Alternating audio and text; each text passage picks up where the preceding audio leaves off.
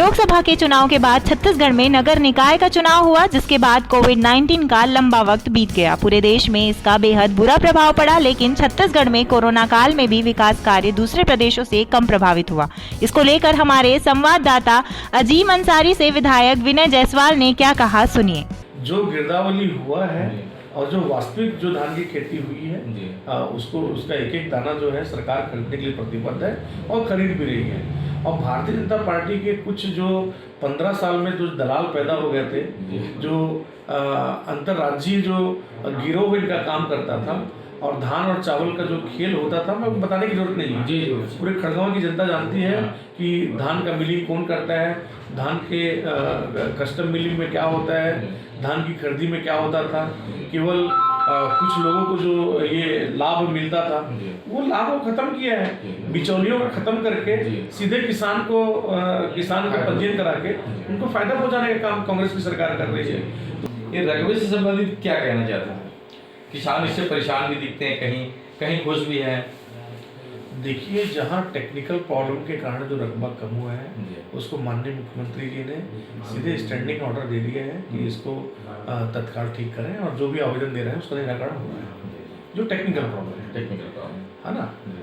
और जहाँ तक भ्रम फैलाने का काम है तो हमारे भारतीय जनता पार्टी के जो मित्र हैं इनके पेट में दर्द हो रहा है कि आप आंकड़ों से देखिए, किसी के ऊपर आरोप लगा देना बड़ा आसान। जी आप आंकड़े देखिए कि भारतीय जनता पार्टी के समय में जितनी धान की खरीदी होती थी उससे लगभग 30% जो धान की खरीदी है पिछले वर्ष ज़्यादा हुई थी और लगभग 40% जो धान की खरीदी है वो इस वर्ष ज़्यादा है। आज लगभग 52 इंग्लिश माध्यम के विद्यालय जो हैं पूरे छत्तीसगढ़ में आत्मानंद इंग्लिश एक्सेलेंस स्कूल के नाम से चालू हो गए हैं। हमारे चिमरी को भी सौभाग्य प्राप्त हुआ है और एक बड़ा इंग्लिश मीडियम की जो जरूरत थी, यहाँ जो गरीब बच्चे थे और जो नॉन एससीएल के बच्चे जो कभी डीएवी और केंद्रीय विद्यालय में उनका एडमिशन नहीं होता था, आज सारे जो पेरेंट्स हैं खुश हैं और उनको इसमें अध्ययन करने का मौका मिल रहा है। एक हार्टिकल्चर कॉलेज जो है, अभी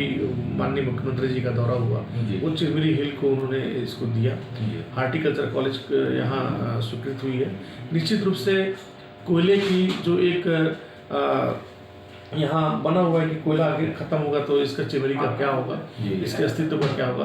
तो एक विकल्प हार्टिकल्चर कॉलेज खुलने से यहाँ ये चिमरी पहाड़ी एरिया है, पहाड़ों में क्या फल फूल यहाँ हो सकते हैं, उससे एक बड़ा अनुसंधान यहाँ होगा।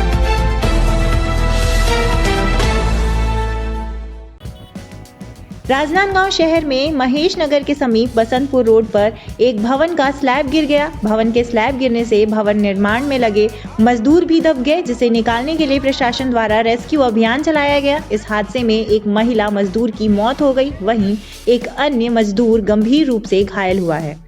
बसंतपुर रोड पर तुलसी नर्सिंग होम के लिए भवन निर्माण कार्य चल रहा था और 3 मंजिला भवन के पोर्च की ढलाई की जा रही थी। इस दौरान ढलाई में लगभग 15 से 20 मजदूर काम कर रहे थे। स्लैब की ढलाई के दौरान अचानक ही निर्माणाधीन भवन का स्लैब भराभर गिर गया, जिससे भवन निर्माण में कार्य कर रहे मजदूर भी स्लैब के नीचे दब गए। प्रशासन को घटना की सूचना मिली तो मौके पर पुलिस, नगर सेना सहित एडिशनल कलेक्टर व महापौर भी मौके पर पहुंची। इस दौरान मलबे में दबे मजदूरों को जेसीबी की मदद से निकालने का रेस्क्यू ऑपरेशन शुरू किया गया और मलबे में दबे एक महिला और एक पुरुष मजदूर को निकाला गया। अस्पताल ले जाने पर जंगलेश्वर निवासी महिला मजदूर ज्योति साहू को डॉक्टरों ने मृत घोषित कर दिया। वहीं कमल सिन्हा नामक एक अन्य मजदूर इस हादसे में गंभीर रूप से घायल हुआ है। इस घटना पर महापौर ने शोक व्यक्त किया है और कहा है कि पूरी घटना की जांच कराकर जिम्मेदार व्यक्ति पर कार्रवाई करने की बात कही है। तभी एक जानकारी आई कि तुलसी नर्सिंग होम जो निर्माणाधीन है उसका छज्जा गिर गया है और करीब बहुत लोग दब चुके हैं। तुरंत हम अधिकारी से उपस्थित हुए, जेसीपी बुलाया गया, एम्बुलेंस बुलाया गया। जानकारी मिली कि 2 लोग दबे हुए हैं, उनको निकाला गया, जिसमें से जानकारी आ रही कि एक की मृत्यु हो चुकी है। बड़ी दुखद घटना है। किस प्रकार की लापरवाही बरती गई, कैसा किया गया, इसकी जांच की जाएगी और निश्चित रूप से इस पर कार्रवाई भी की जाएगी जो इसके लिए जिम्मेदार होगा। यहाँ पे एक समस्या आई थी कि नाली जाम है करके, तो कुछ 15 दिन पहले मैं यहाँ पे पहुँची थी। जब मैंने देखा कि नाली जाम है तो वहाँ पे इनको नोटिस जारी की गई थी ताकि रेत और मलबा वहाँ से हटा लिया जाए, अन्य उन पर कार्रवाई की जाएगी। इनको नोटिस दी गई थी, 25,000 फाइन करने की बात की गई थी। इन्होंने 2 दिन का समय मांगा और 2 दिन के अंतर्गत सारी समस्याएं दूर हो गई थी। महिला की मौत हुई कि पुरुष की मौत हुई? महिला की मौत हो गई। महिला ज्योति साहू जंगलेसर के रहने आई हैं। खबर मिल रही है कि उसकी मृत्यु हो चुकी है। हॉस्पिटल निर्माण का कार्य यहाँ पे चल रहा था, जिसमें हमको सूचना मिली कि निर्माणाधीन छत गिर गया है, जिसमें 2 लोगों की दबे होने की सूचना मिली थी। दोनों को रेस्क्यू कर लिया गया है। दोनों की स्थिति अभी गंभीर है। किसी की मौत भी होने की खबर आ रही है स्थिति में? अभी हमें अभी सूचना मिली है कि उसमें से जो महिला थी, जो ज़्यादा गंभीर थी, उसकी मौत हो चुकी है। पुलिस पंचनामा की कार्रवाई कर रही है, जांच जारी है।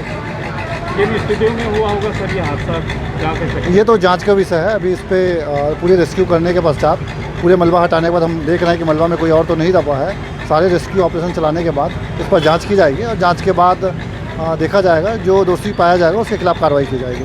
इस हादसे के बाद मौके से ठेकेदार फरार हो गया। वहीं घायलों को उपस्थित नागरिकों के सहयोग से बाहर निकालकर अस्पताल पहुंचाया गया। इस हादसे में कुछ अन्य मजदूरों को भी मामूली चोटें आई हैं।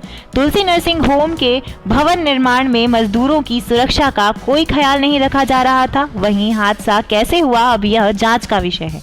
लेकिन इस हादसे में एक महिला मजदूर की जान चली गई है। बताया जा रहा है कि उक्त नर्सिंग होम के निर्माण के दौरान नगर निगम ने नाली को लेकर नोटिस भी जारी किया था। पुलिस विभाग और नगर सेना की मदद से यहां रेस्क्यू अभियान चलाया गया, जो देर रात तक जारी रहा।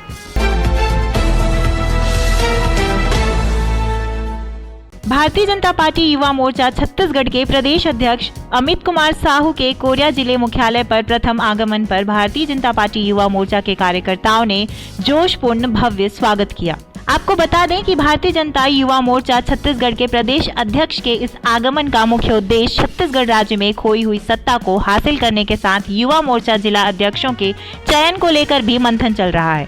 गौरतलब है कि छत्तीसगढ़ राज्य में भारतीय जनता पार्टी सत्ता खोने के बाद एक बार पुनः भारतीय जनता युवा मोर्चा के माध्यम से युवाओं में एक बार फिर जोश भरने का हुंकार भर रहा है। मैं पहले भी भारतीय जनता युवा मोर्चा का जब प्रदेश मंत्री था, तो निरंतर मेरा कोरिया का प्रवास होते रहता था, चाहे मनेन्द्रगढ़ हो, चाहे अनेकों बार मैं भारतीय जनता युवा मोर्चा का जब प्रदेश मंत्री था तो मैं, मगर आज भारतीय जनता युवा मोर्चा के इस नए जिम्मेदारी के साथ प्रथम बार मेरा यहाँ आगमन हुआ है। जिस हिसाब से मेरे भारतीय जनता परिवार के प्रत्येक सदस्यों ने मेरा अभिवादन किया, मेरा स्वागत किया, इसके लिए मैं प्रत्येक परिवार के मेरे सदस्यों को हृदय से धन्यवाद ज्ञापित करता हूँ। निश्चित ही आज ये जो ऊर्जा दिखी है भारतीय जनता पार्टी के परिवार की इस कोरिया जिले के धरती में, निश्चित ही इससे तय हो जाता है कि आने वाले 2023 में हम सब मिलकर कांग्रेस की सरकार को उखाड़ कर फेंकेंगे और भारतीय जनता पार्टी की सरकार पुनः छत्तीसगढ़ की पावन करेगी। TV1 इंडिया न्यूज के लिए अजीम अंसारी की रिपोर्ट।